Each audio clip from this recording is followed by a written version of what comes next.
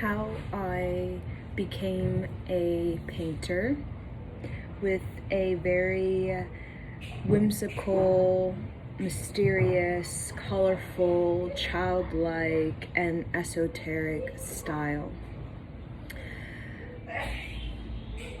The desire to paint is born from my deep yearning to heal. There are periods in my life, just like all of us have periods in our life, where we undergo immense transformation and we are presented with life lessons. And those life lessons can be a challenge, an opportunity for us to excel, right? And periods in my life that presented immense transformation that gifted me personal power was the death of my father. I've had periods of relocation in my life due to the death of my father, having to reestablish myself. The most recent major transformation was moving beyond sexual trauma due to sexual violation that created major disharmony within me, especially my relationship with my you could say my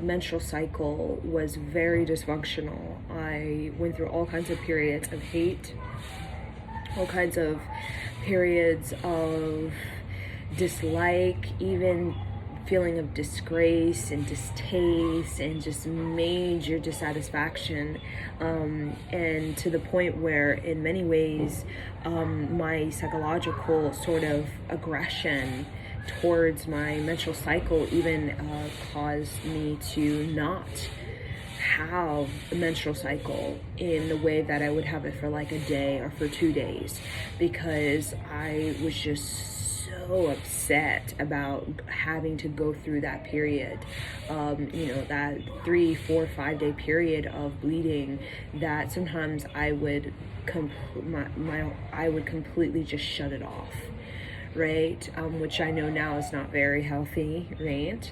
To shut off your menstrual cycle, because as a woman, it is a part of our balance, our hormonal balance. It's a part of the balancing of the feminine energy in the femme body. So after my sexual trauma,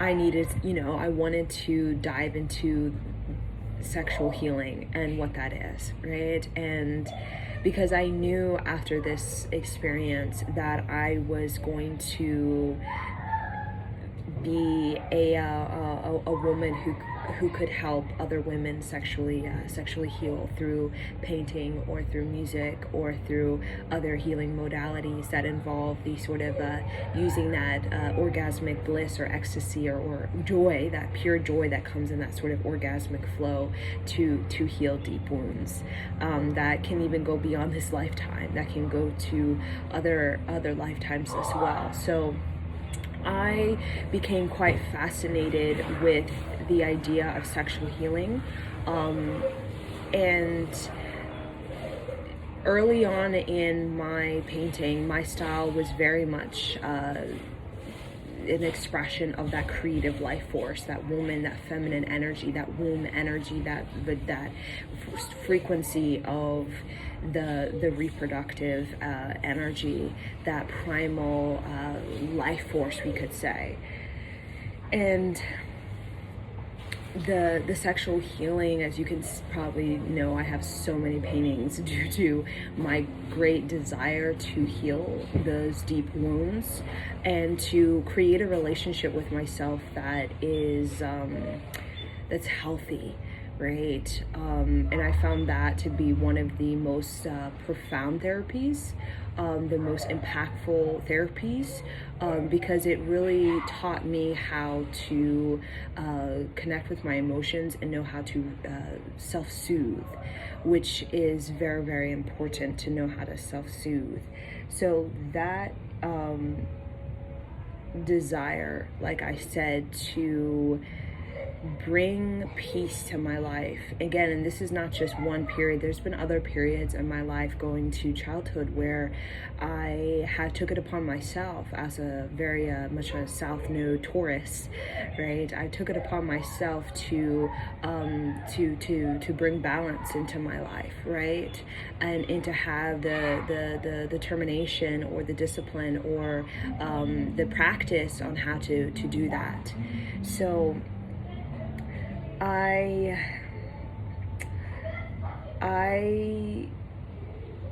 created this unique style of painting that I don't even know what category it fits in, because it is something very much an expression of the inner child, as well as like the sexual energy, the creative energy, the feminine energy, and as well as like the spiritual energy as well. It's like a self-expression, right? And in that, again, like creating a painting, you could sit there for like an hour, right? You could be there for an hour or sometimes 2 hours, depending on how large the canvas is and how detailed it is for you.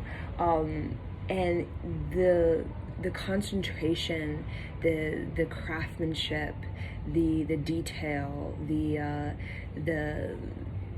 working, the work ethic, the persistence, right? The self-expression, all of that was me tapping into the transmutation, that force that we all have within us to be able to transmute these dense emotions into something that is quite beautiful. So I, to this day, have still some minor upsets that if I give too much to that, it can become a major upset. But I've learned through art making how to self-soothe, right? And with the painting itself, it is a way that makes me more human, right? Because many times, you know, when we go through trauma, right, we want to numb out, right? Immediately we want to numb out, we want to desensitize, and that is a pathway many take, but it doesn't enhance your creativity. It sort of downgrades your creativity, and it doesn't give you the emotional maturity you need to really recover from that hardship or that trauma. And a part of using sensitization through like finding like art making, for example, is a way for us to have emotional maturity so that we can fully recover, right? So that we can balance out, because numbing out is kind of like you're freezing it, and that's kind of what I did with that sexual energy. Is I wanted to freeze it, so whenever I would feel it rising, right, even the raising of the kundalini, I would get kind of like a little bit like no, like I would want to repress it and be like no, like, right? That sort of fertility, whenever I would feel, you know, as a woman, you could feel that fertility in you when it's at a really high point, right, in your cycle, your moon cycle. I would be like, no, repress that, right? And I found myself to be very upset doing that with myself. So during those periods, which is a lot because I'm a Pisces soul, so that, you know, having that Pisces energy means I'm fertile all the time, right? It's just the fertility is always going, and I found directing giving yourself a focus, giving yourself a concentration, giving yourself a direction, intentional sort of an intentional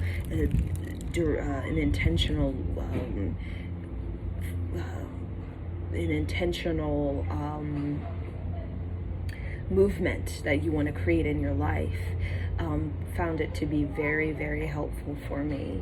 So I'm going to share with you the kind of style that I'm talking about, this whole whimsical, childlike, mysterious, esoteric style of art. It's kind of what I call it, like frequency, kind of a frequency that includes like geomancy as well, which is very esoteric. So this is basically me healing myself, sexual healing. This is what I call the sexual healing, and you can see everything about this is so in tune with that fertile energy. So when you can see I have like so many of these everywhere, like everywhere in my house, because this is the therapy. Right? When I took it upon myself, when I went, I knew there was two roads. I could numb out, desensitize, and I could not recover and just prolong the process. But I decided, you know what, I'm going to go into it. And I'm going to find a way, I'm going to find my path, my tool, my modality of self-soothing, right? So that I can fully recover, so that I can restore balance in my life.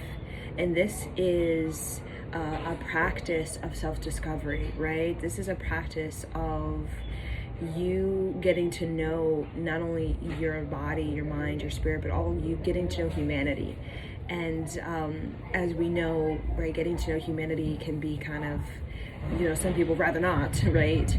But getting to know the inner humanity, right? It can be sort of challenging to get to know the outer humanity. But getting to know the inner humanity makes it, it gives us the opportunity to enjoy our time on earth while we're here.